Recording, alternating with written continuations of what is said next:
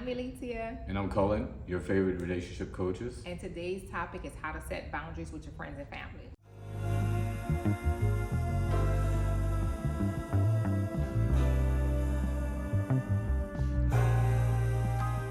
By definition, a healthy relationship is a mutual exchange of time, energy, resources, service, and support, and health. The reason why we introduced the definition is because one of the signs when you have a pattern of uncivil behavior, the minimum that's owed to any individual is civility. And when that's not present, it's automatic that you have to take matters into your own hands, and that's the purpose of a boundary.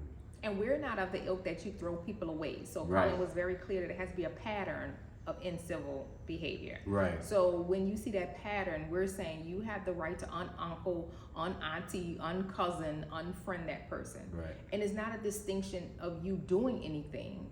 They are just demonstrating in their pattern of negative behavior that Yes. they are not in a healthy relationship with you. Remember, you're going to use a definition to know, oh, this is a pattern of this incivility. And as a result, this person is no longer a healthy auntie, uncle, friend, cousin to Right. me. I'm So- very clear on that. So as much as I love that ununcle thing, I think that's one of the funniest things ever. I am funny. It's important that you realize that you aren't ununcling anybody or aunting anybody or whatever. All you're doing is observing what's actually happening. Because there's a lot of guilt that arises around this when people ununcle somebody or unaunt somebody. And you're not doing anything. You're just simply seeing the relationship that they're serving up. Yeah. And if it's not uncle-like or aunt-like, it's intelligent to actually see and just accept the fact that this is a relationship you have. By doing that, that's one of the most beautiful things that you can actually do, because you now are not demanding anything different from them. You just accept the fact that this person my whole life has never been able to manage to be civil with me. So what I'm going to do is take it into my own hands and not require anything of them that they find to be too expensive.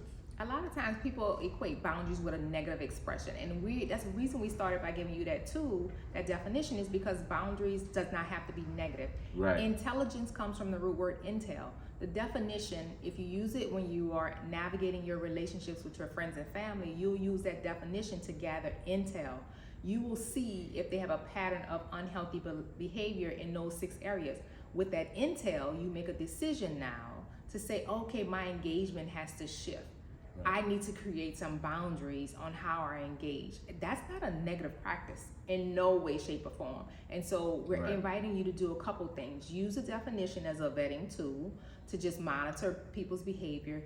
2, take that intel to create a boundary. And again, that's a positive shift. That's not negative. Yeah. So we appreciate boundaries in that way. Let me just say something to you. This is my little disclaimer. I know that there are people that are hearing this and they're envisioning their angelic aunt, their angelic uncle, and their angelic cousin, and saying to themselves, how could anybody, feel like that about their family member or think this way about a family member? And what I'm saying to you, that's awesome that you have an angelic aunt and uncle, but not everybody has an angelic aunt and uncle or parent or whatever the case may be. And this type of intellect, this type of wisdom and this type of practice can save you from the people that are abusive. There's a lot of abuse that comes at the hands of family members, sexual abuse, physical abuse. I mean, any type of abuse you can imagine. I'm not only asking you to apply this if it's applicable, and this allows you to actually be in a place of safety. An example of setting a boundary, again, remember, no negative to this, but when you see, you've confirmed, you've used a definition to get the intel, and you've confirmed that you have to put in place something different because they have a pattern of incivil behavior, one of the things that is easiest to do is to shift how many times you engage with them. And that could Right. be reducing the number of phone calls you take, reducing the number of trips that you go out with them.